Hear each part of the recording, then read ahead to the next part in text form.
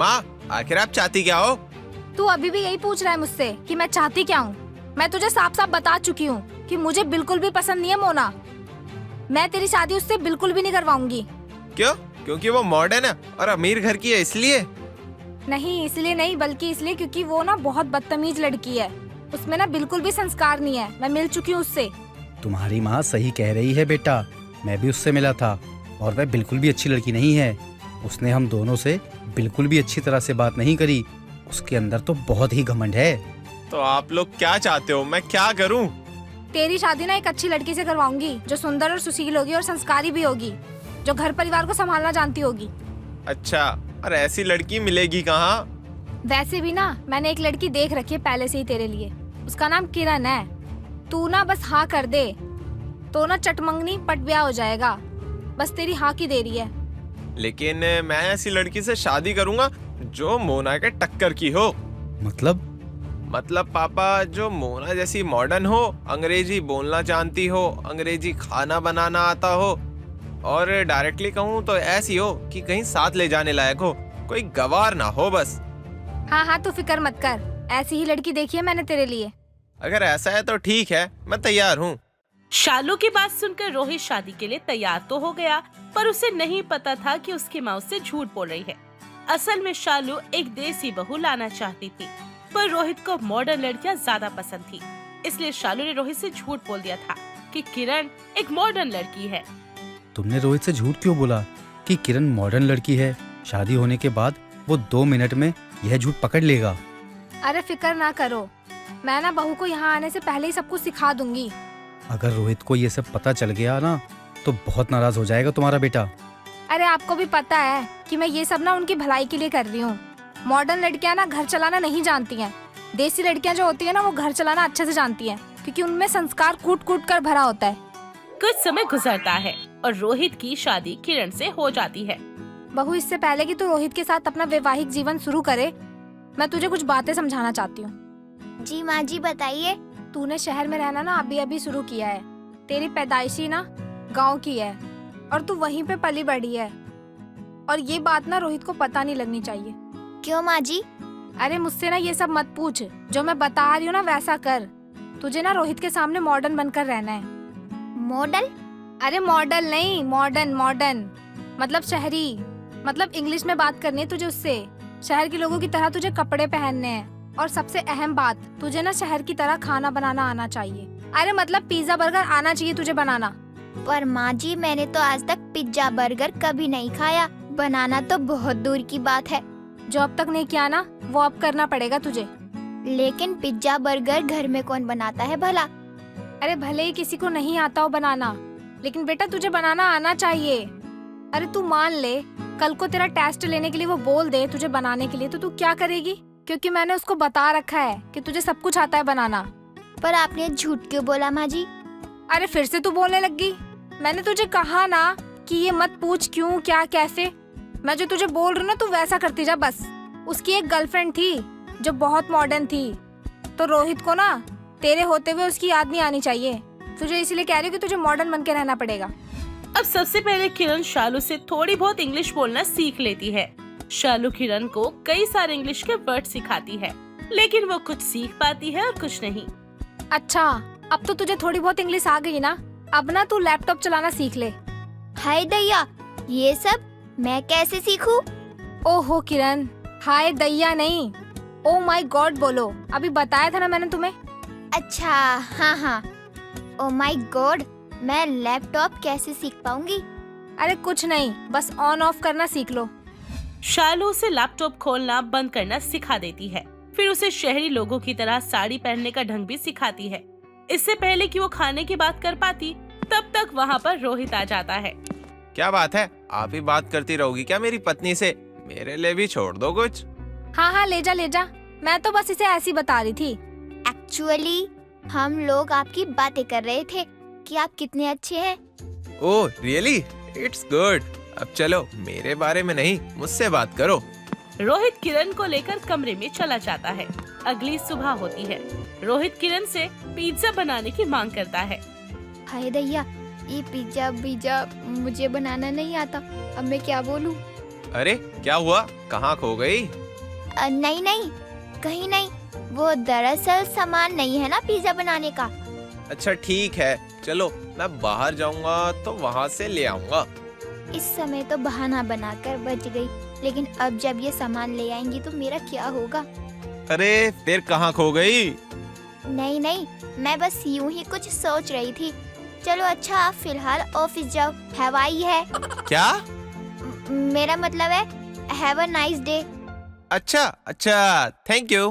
किरण प्रार्थना कर रही थी कि काश रोहित पिज्जा के बारे में भूल जाए, लेकिन वो भला कहाँ भूलने वाला था। वो तो अगले ही दिन पिज्जा बनाने का सारा सामान लेकर आ जाता है। किरण, ये लो पिज्जा बनाने का सारा सामान, कुछ कम हो तो बता देना, वो भी ले आऊंगा। अरे वाह, ये तो आपने बहुत अच्छा किया। अब सारा सामान ले आए हैं, लेकिन एक्चुअली आज गैस खत्म हो गई है। गैस खत्म हो गई है तो उसमें पिज्जा का क्या लेना देना? पिज्जा तो माइक्रोवेव में बनता है ना। मैंने गैस कहा क्या? मैं भी ना इडियट हूँ बिल्कुल। एक्चुअली गैस नहीं, बिजली खत्म हो गई है। हाँ, बिजली। बिजली भला कैसे खत्म होने लगी? जी, भावनाओं को समझा करो ना। मेरा मतलब बिजली चली गई है, बिजली आ नहीं रही। ओ ऐसा है, चलो कोई बात नहीं, बिजली आए तो बना लेना। कुछ ही समय गुजरा था कि बिजली भी वापस आ गई। लो बिजली आ गई, अब बना लो। हे भगवान, अब क्या बहाना बनाऊं? Yes, idea. अरे वो माइक्रोफोन खराब हो गया है। तो माइक्रोफोन का पिज्जा से क्या लेना देना?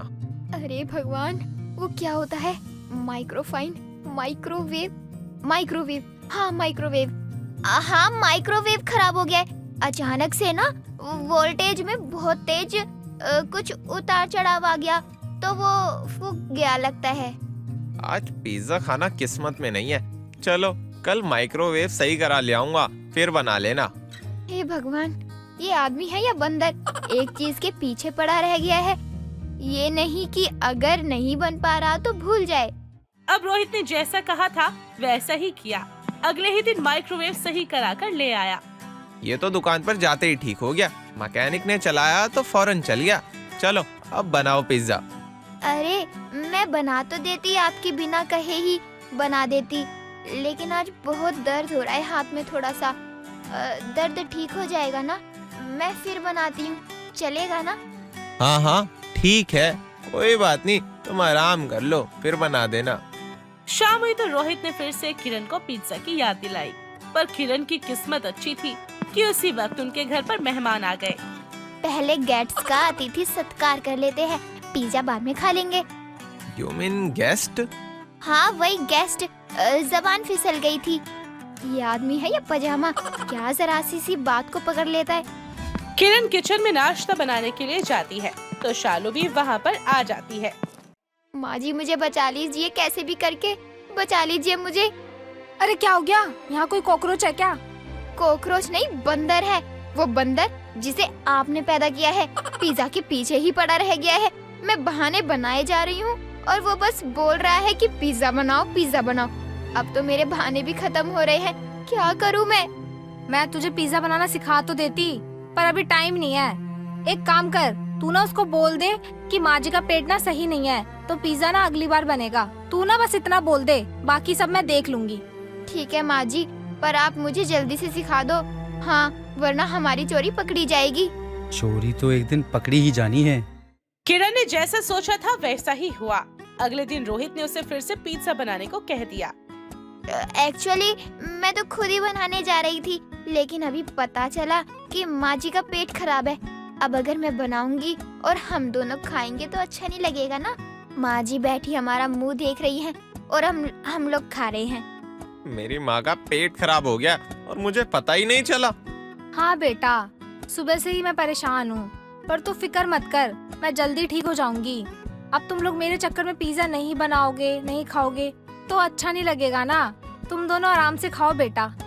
अरे नहीं नहीं माँ, कोई जरूरत नहीं है, जब तक आप ठीक नहीं हो जाती तब तक पिज्जा नहीं बनेगा। चल ठीक है बेटा, जैसा तुझे सही लगे। आप ना अपना ख्याल रखिए माँ। रोहित ये बोलकर वहाँ से चला जाता है। अब शालू किरण से कहती है, चल फटाफट से ना पिज्जा बनाना सीख ले। ये ले फोन और इसमें यूट्यूब पे ऑन कर और रेसिपी देख। और किरण वीडियो देखने में लग जाती है। वीडियो देखकर पिज्जा बनाने की कोशिश करती है पर उसे कुछ भी समझ नहीं आता। हे भगवान, ये सब क्या है? मेरे तो कुछ समझ में नहीं आ रहा।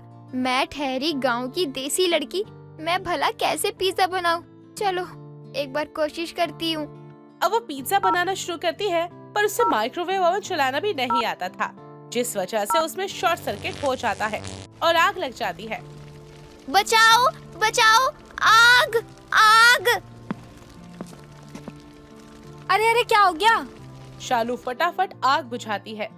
मुझे माफ कर दीजिए माँ जी, पर मुझे ये मशीन चलाना नहीं आता। ये मेरी ही गलती है जो मैं इसे अकेला छोड़कर आ गई। अरे वो तो शुक्र है कि रोहित ने नहीं देखा, नहीं तो फिर क्या होता। अच्छा चल, अब मैं तुझे अच्छे से बताती हूँ कि पिज्जा कैसे बनाया जाता है। शालू उसे सिखा पाती इससे पहले ही रोहित आ जाता है। किरण, कल पिज्जा जरूर बना लेना, क्योंकि कल मेरे ऑफिस वाले लोग आ रहे हैं, जिनमें से सबसे इम्पोर्टेंट मेरे बॉस हैं। तो उन्हें भी तो पता चलना चाहिए कि मेरी पत्नी कितनी मॉडर्न है और वह घर में ही पिज्जा बर्गर जैसी चीजें बना लेती हैं। मेरे बॉस को भी तो पता लगे कि रोहित की बीवी भी कोई देसी गवार नहीं बल्कि मॉडर्न है। जी बिल्कुल, आप फिक्र मत करिए, आपकी बॉस यहाँ से खुश होकर जाएंगे।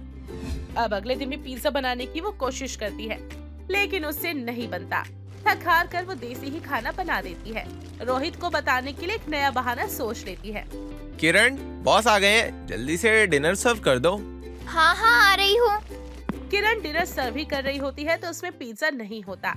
ये देखकर रोहित को थोड़ा गुस्सा तो आता है, लेकिन वो उस समय कुछ नहीं कहता। हालांकि रोहित की बॉस को सारा खाना बहुत पसंद आता है।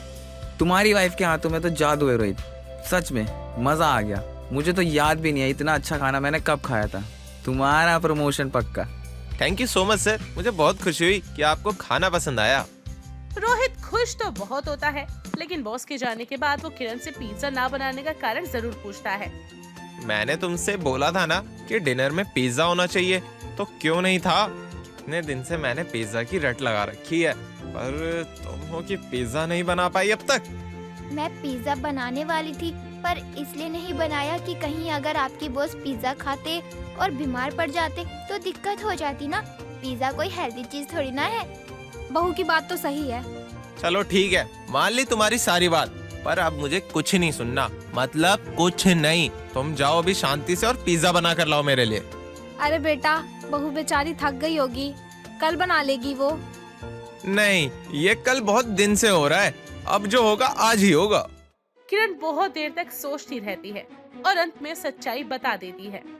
मैं माफी चाहती हूँ, लेकिन मुझे पिज्जा बनाना नहीं आता। मैंने झूठ बोला था आपसे। आप जो चाहे मुझे सजा दे सकते हैं। सजा की बात तो बाद में आएगी, पहले ये बताओ कि झूठ क्यों बोला? आपको खुश करने के लिए, क्योंकि आपको ऐसी पत्नी चाहिए थी जो सारे मॉडर्न काम कर सके। ये बात सच है कि मुझे ऐसी पत्नी चाहिए थी, पर मुझे ऐसी भी पत्नी चाहिए थी जो सच्ची हो, तुम्हारी तरह झूठी नहीं। आई एम सॉरी, मुझे आपको पहले ही बता देना चाहिए था कि मुझे पिज्जा वीजा कुछ बनाना नहीं आता। तभी वहाँ पर रेखा की पड़ोसन मीना आती है और ये बात सुन लेती है। अरे शालू, तुम तो बहुत तारीफ कर रही थी अपने बहू की कि वो मॉडर्न है, लेकिन ये सब क्या झूठ था?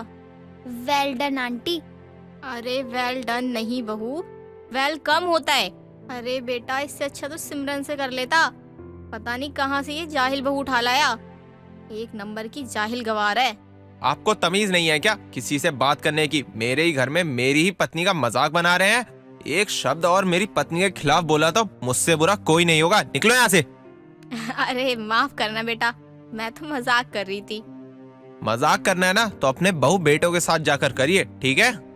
ठीक है, जा रही हूँ मैं तो बस चीनी लेने आई थी। झूठ बोलने के बावजूद रोहित को अपने लिए स्टैंड लेता देख किरण बहुत खुश थी। मीना चीनी लेकर चली गई और किरण ने रोहित से कहा, मुझे माफ कर दीजिए, पर मैं आपकी प्रेमिका जैसा बनने की कोशिश कर रही थी। तुम उसकी तरह नहीं बन सकती, क्योंकि तुम उससे बेहतर हो। मुझे शुरू से ही पता था कि तुम कोई मॉडर्न लड़की नहीं हो, पर मैं बस देख रहा था कि तुम क्या करोगी, और तुमने मेरे लिए जितने एफर्ट किए ना, उतने एफर्ट तो कभी भी उसने नहीं करे।